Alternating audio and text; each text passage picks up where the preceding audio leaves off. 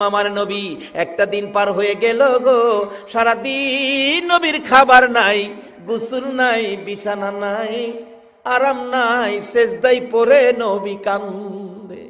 সারাটা দিন পার হয়ে গেল, মদিনার মানুষ যেন এতিম, হাহাকারের মধ্যে, রাসূল পাওয়া যায় না। একটা রাত পার হয়ে গেল, কারোর চোখে ঘুম নাই, নবীর চিন্তায়। 2 দিন পার হয়ে গেল, শুধুমাত্র কান্না মদিনায়। 3 দিন যেদিন পার হয়ে যায়, আবু বকর উমরের জীবনী লেখে, তারা 2 জন কানতে কানতে একবারে মদিনার শেষ প্রান্তে যাইয়া দেখে এক জাক রাখাল বসে বসে কি যেন তারা চিন্তা ভাবনা করছে। আবু বকর ওমর 2 জন প্রশ্ন করলেন, এরে রাখালেরা, কি চিন্তায় তোমরা বসে আছো? আমাদের একটা চিন্তা নিয়ে ঘুরতেছি, সমাধান পাই না, তোমরা আবার কোন চিন্তায় ঘুরো? রাখালেরা ডাকে, এরে ভাই, আপনারা কে, কোত্থেকে আসছেন? আবু বকর বলেন, আমি আবু বকর, পাশে আমার ভাই উমর রে, আমরা মদিনার শহর থেকে আসছি, গ্রাম এলাকায় মদিনার শহরের মেহমান আমরা। কেন আপনারা শহর থেকে গ্রামে আসছেন? রাখালেরা, আজকে 3টা দিন পার হয়ে যায় রে, আমাদের দয়ার নবী, মায়ার নবীর খবর পাই না। রাখালেরা রে, এই এলাকায় তোমরা থাকো, আমাদের দয়ার নবী, মায়ার নবীর খবর জানোনি? রাখালেরা একজন আরেকজনের মুখের দিকে তাকাই।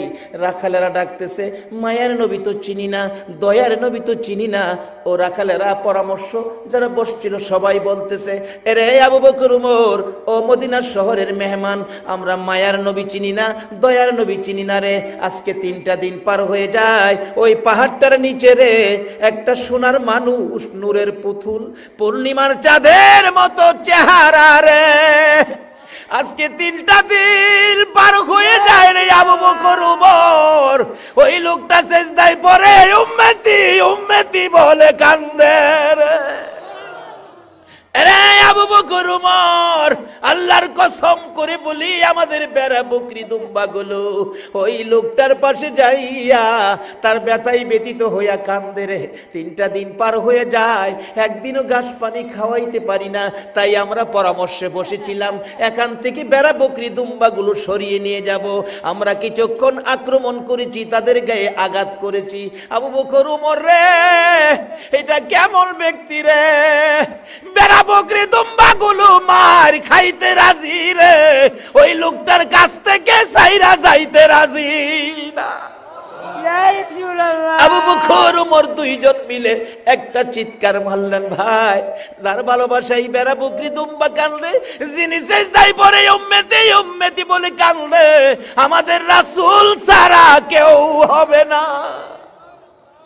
বলুন, পৃথিবীতে এমন কোন দলের নেতা নেত্রী আছে তার দলের মানুষের জন্য 3 দিন পর্যন্ত না খাইয়া সেজদায় পড়ে কাঁদছে? পারবেন কি এই প্রমাণ দিতে? একজনই শুধু কান্দে উম্মতের ব্যথায়, যার ভালোবাসায় আজকে বসে আছেন। আরে দয়ালো নবী, প্রেমের ছবি আর আসবে না জগতে, আমার দয়ালো নবী, প্রেমের আর আসবে না।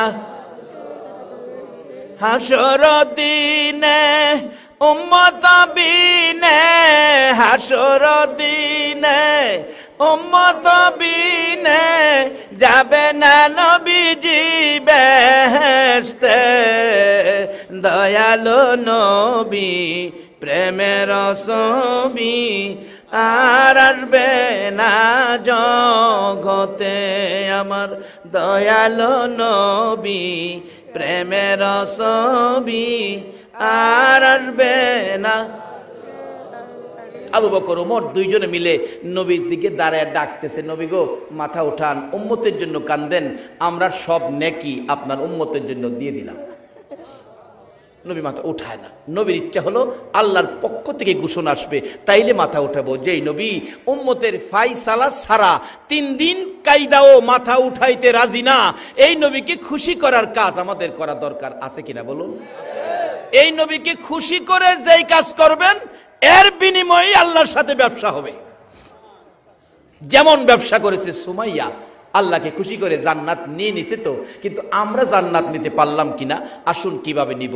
ব্যবসা করতে গেলে নবীজি একটা হাদিস দিছে, ব্যবসা করতে গেলে আগে মাহাজনের সাথে সম্পর্ক করতে। আপনাদের শ্রীমঙ্গল থেকে আনারস নিব, আনারস নিতে গেলে তো কে আনারস বিক্রি করে আগে মাহাজনের লগে আমার একটা যোগাযোগ করুন লাগতো না? আমার আল্লাহ মাহাজন, আপনারা হবেন ব্যবসায়ী।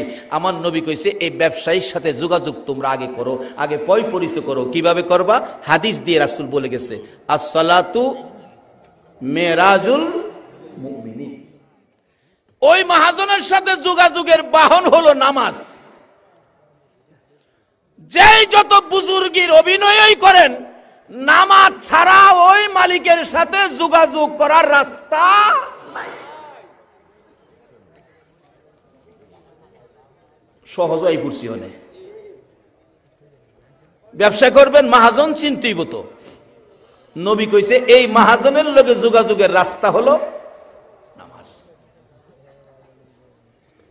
আসসালাতু মেরাজুল মুমিনিন।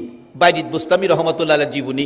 এই ওয়াজে বাইজিদ বুস্তামি আল্লাহর ওলি হইয়া নবী কইছে মাওলার সাথে দেখা করতে নামাজ দা। আর কি করুম, জায়গা ঘুরে গেলে আই। আল্লাহু আকবার। খারিছে লাগা আল্লাহর আরশে গিয়া ঢুকছে। সুবহানাল্লাহ কইতেন না? আরশে গিয়া ঢুকছে। ঢুকে নামাজ অবস্থায় জিগায়, আরশ আল্লাহ কই? অনেক সময় নামাজও থাকেও কথা কোন যা, কিন্তু এই জায়গা গিয়া বাবারে তুমি গরিব হতে পারো, আল্লাহর সাথে সম্পর্কের রাস্তা গরিবের জন্য যেই দরজা, বড়লোকের জন্য সেই দরজা, একটু বেশ কম নাই। আরশ আল্লাহ কই? নামাজ থেকে দেখে। আমরা দেশেও কিন্তু এরকম মুসল্লি আছে। আমার এক মুসল্লি আছে মসজিদে, নামাজও থেকে সায়া দেখে কেনা কি করে।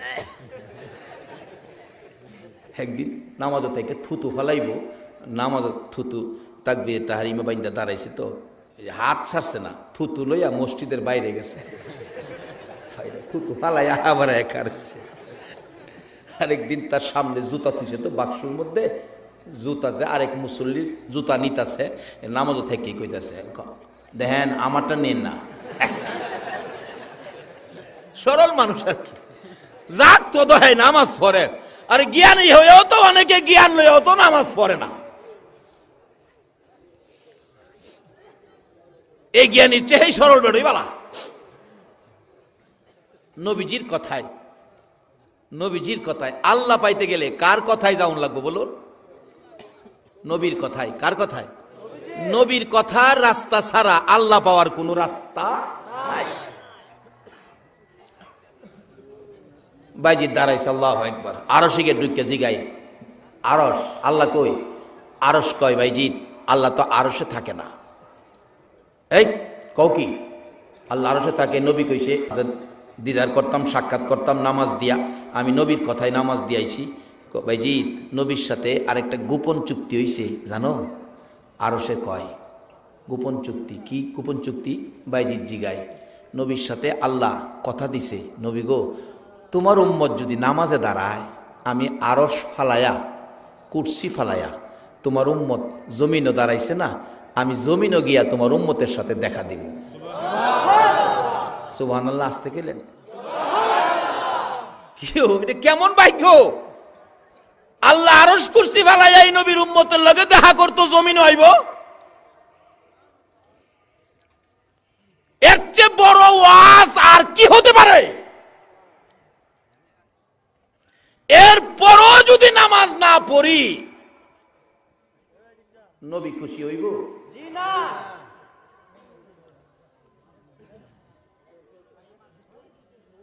বাবারা, আমরার ব্যবসা নামাজের মাধ্যমে আগে মালিক চিন্না লই, আগে মালিকের লগে সম্পর্ক করি, মাহাজন চিন্না লই। কোন নামে কোন দোকানে মাল ভাড়াইবেন, আগে মাহাজন চিন্না লন। কার দোকানতে মাল নিবেন, কোন দোকানের মাল কি অবস্থা, আগে মাহাজন চিনেন। নবীজি কইছে মাহাজন চিনার লাগে বাইজিদ বুস্তামি রহমতুল্লাহ গেছে গা, যা ডাকতেছে আরশ কই? মালিক কই? মালিক তো আরশে না, নবীর লগে কন্ট্রাক্ট হইছে। নবীর উম্মত নামাজে দাঁড়াইলে আরশ কুরসি ফালাইয়া জমিনে যাইব, তুমি নামাজে দাঁড়াইছো, আল্লাহ তো জমিনে গেছে। একটা চিৎকার যে মারছিন বাইজিদ আল্লাহু আকবার বলে, বাইজিদের সারগীত বলেন, আমি চিৎকারে ঘুম থেকে উঠছি, ঘুম থেকে উঠি দেখি আমার পিসাব কেবলা বাইজিদ গলাদা গড়গড়ায় রক্ত বাইরিতেছে। এত জোরে চিৎকার মারছিন কেন? যে আল্লাহ বলে এই নবীর উম্মত উম্মতের সাথে দিদারের জন্য জমিনে যায়।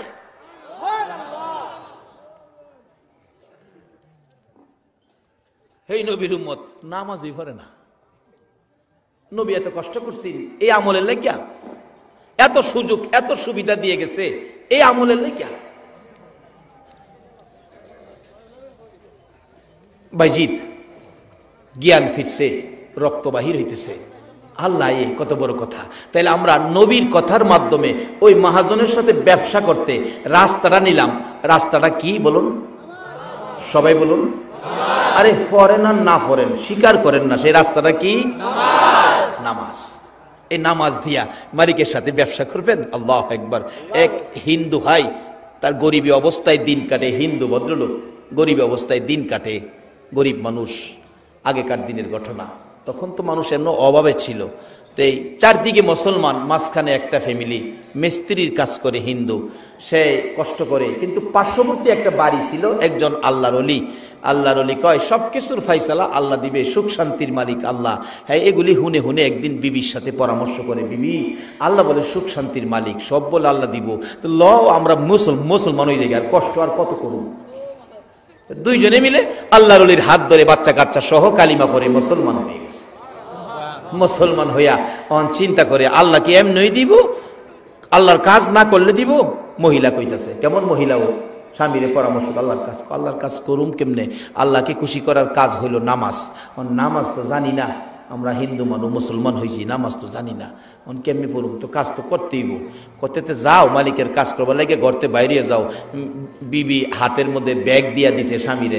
স্বামী একেবারে শ্রীমঙ্গলের জংলাত, জানে মানুষের যাই ঝামেলা নাই, জংলাত না গিয়া শেষ দেয় ফিরে রাহে, মাবুদ গো আমি তো নামাজ জানি না, এবাদত কেমনে খুশি করুম কিচ্ছু জানি না, শুধু কালিমাটা পড়ছি, তোমার আখিরি নবীর এই রক্ত মাখা কালিমাটা পড়ছি। এখন আমি সেজদাত পইরা তোমারে ডাকতাছি, 70 বছর বয়স হয়েছে, তোমারে ডাকছি না, আজগা সারাদিন তোমারে ডাকি। আল্লাহ আল্লাহ গো, তো আল্লাহ তুমি খুশি হইছ নি? সন্ধ্যার সময় খালি ব্যাগে বাইতাইছি, বিবিজি গাই মালিকের কাজ করছো না? করছি তো। মালিকের কইলা না কিছু দিত? ওই ভদ্রলোক কইতাছে, বিবি 70 বছর কাজ করছি না, একদিন কাজ কইরা মালিকের কাছে কেমনে কমু? আমারে খাউন দাও। আমার লজ্জা করছে, আমি কইছি না। যদি মালিকে জিগাই কিরে একদিন কাজ করে খাউন চাই বই রইছস, আমি জব দেম কি? এর লাগে আমি কইছি না। দ্বিতীয় দিন একই অবস্থা, ব্যাগ ট্যাগ দিয়ে দিছে, তেলের বোতল শিশি টিশি দিছে, তেলও নিয়ে আইসো মালিকে দিলে। সারাদিন সেজদাই পরে কানছে, সন্ধ্যার সময় খালি ব্যাগে বাড়িতে আইছে, কিচ্ছু আনছে না। বিবি কয় কি ব্যাপার, বাচ্চা কাচ্চা খাইছে না, কিছু আনো নাই? মালিকের কাজ করো নাই? কাজ করছি। মালিক দেয় নাই কিছু? মালিক একটা চাইছি না বিবি, 2 দিন কাজ কইরা কেমনে চামু, লজ্জা করছে। পরের দিন কইছে, স্বামী বাচ্চাগুলি ছোট, খায় না কিছু, পেটে খিদা, আজকে কিছু চাইও। 3 দিনের দিন কান্দাকাটি করে বাড়িতে আইবো, এখনো ভাবতেছে আমি কেমনে কমু, 3 দিন কাজ করে মালিকরে, 70 বছর কাজ করছি না, 3 দিন কাজ করে মাইনাটা কেমনে চামু? লজ্জায় না চাইয়া রাস্তাতে আবার চিন্তা করে বিবিরে কেমনে বুঝামু, বিবিরে বাচ্চা কাচ্চা খাইছে না, হ্যাঁ সান্ত্বনা দিমু কেমনে? আর মালিকেরটা কইতাম পারতাছি না, আর বাড়ি তো আজগা কিছু না লইয়া যাইতাম পারতাছি না। মালিকেরটা না কইয়া লজ্জা করে, কেমনে কমু? যাক বিবিরে বুঝাইবার লেগে, বাচ্চা কাচ্চারে বুঝাইবার লেগে একটা সিস্টেম করি। তার জীবনী লেখে, 1 ব্যাগ বালু ভরছে, বালু 1 ব্যাগ বইরা, 2 বোতল পানি ভরছে, পানি বইরা বাড়ির যাইতেছে। বিবি দূর থেকে দেখে আজকা বুঝি মালিকে দিছে খাবার। দেখা যায় ব্যাগ ভর্তি, বাচ্চাদেরকে দেখাইতেছে, দেখ তোর বাবা মালিক কেমন মালিক আমরা রে, দেখ 3 দিনের কাজে 1 ব্যাগ ভর্তি খাবার দিছে। বাচ্চাগুলি খুশি। আমার আল্লাহ রাগে জিবরাইল রে, এই নিষ্পাপ বাচ্চাগুলো, তাদের মনটা খুশি রে, আমি খাবারের ব্যবস্থা করেছি। আজকে যদি খাবার যদি এই বালুর ব্যাগে না হয় খাবারের ব্যবস্থা, আমি আল্লাহর কলঙ্ক হইয়া যাইব। জিবরাইল যা রে, জলদি করে যা, ওই আমার বান্দা আমার গোলামের বালুর ব্যাগটুকুন তার বিবির হাতে দেওয়ার আগে আগে তুই জিবরাইলের হাতটা লাগাইয়া দিস, আমি আল্লাহর কুদরতে এই বালু আটা বানাইয়া দিব। ব্যাগের মধ্যে কি কি কি বলুন? আল্লাহ পারবনি বালু আটা বানাইতো? মুসলমান আসো না, সেই জায়গায় ব্যবসা করো না। যদি বিশ্বাস করতে কষ্ট হয়, আসুন ওমর ফারুক রাদিয়াল্লাহু তাআলা আনহুর জীবনী যাই। ওমর যখন রাষ্ট্রপতি, আইন করে দিয়েছে অন্যায় করলে সাইজকির আলামু, আইন হলো যে অন্যায় করবে সাইজকির আলামু, অন্যায় করতে পারবে না। রাষ্ট্রপতি হইয়া রাত্রে ঘুরে, কেউ নি অন্যায় করে, রাত্রে রাষ্ট্রপতি ঘুরে। আর অহনের দিনে রাষ্ট্রপতিরা রাত্রে ঘুরবো? রাষ্ট্রপতি রাত্রে ঘুরে, কেউ নি অন্যায় করে। দেখা যায় দূরে একটা মিটি হারিকেন হাতে একটা ব্যক্তি জংলার কাছে যাইতেছে। ওমর দূর থেকে ডাক মারছে, কে ভাই, হারিকেন নিয়ে যাচ্ছ জংলার কিনারে? ভয় পাও না, আমি ওমর আইতাছি। কিতাব লেখে আসলে হেই বেড়া মদ খুর, মদ খাইতে যাইতেছে। একটা কথা আছে না, যেখানে বাঘের ভয় এখানেই বলে রাইত হয়। যে উমরের বয়ে বাড়ি সাইরা জংলায় যাইতেছে, কারণ উমরে অন্যায় করলে সাইজ কিনে লাইব, হেই বয়ে জংলাই গেছে, আর উমর ওই ডাকটা মারছে। বলুন তো হের ভাইহানা ভাতলা হইছিনি? কাফুল্লতা ঠিক আছে?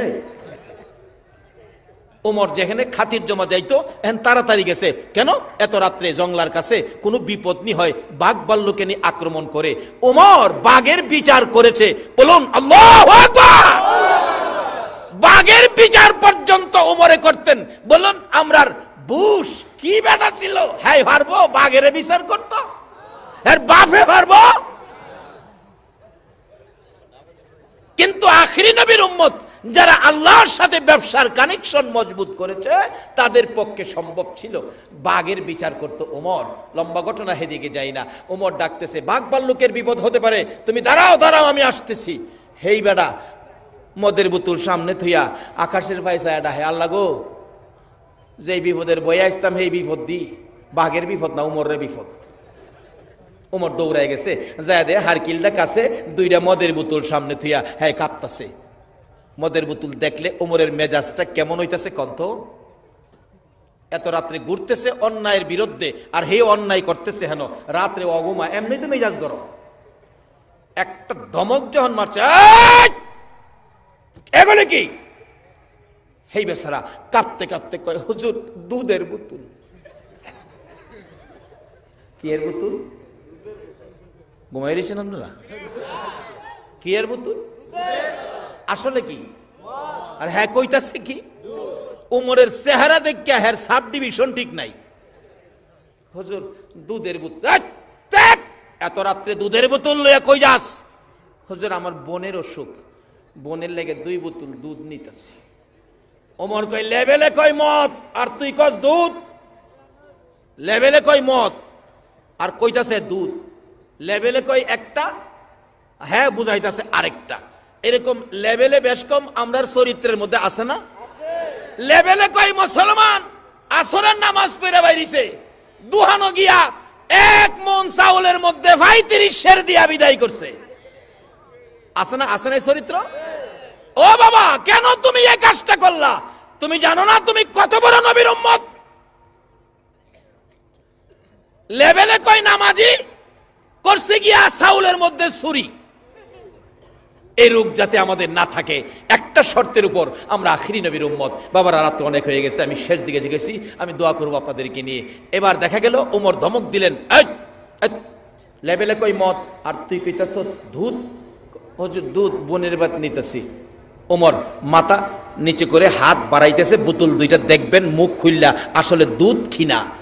ওই লোকটা ডাকতেছে, প্রভু গো, যার হাতে ধরা পড়েছি তুমি ছাড়া কেউ বাঁচাইতে পারবে না, আমারে বাঁচাও গো আমার আল্লাহ, আমারে বাঁচাও।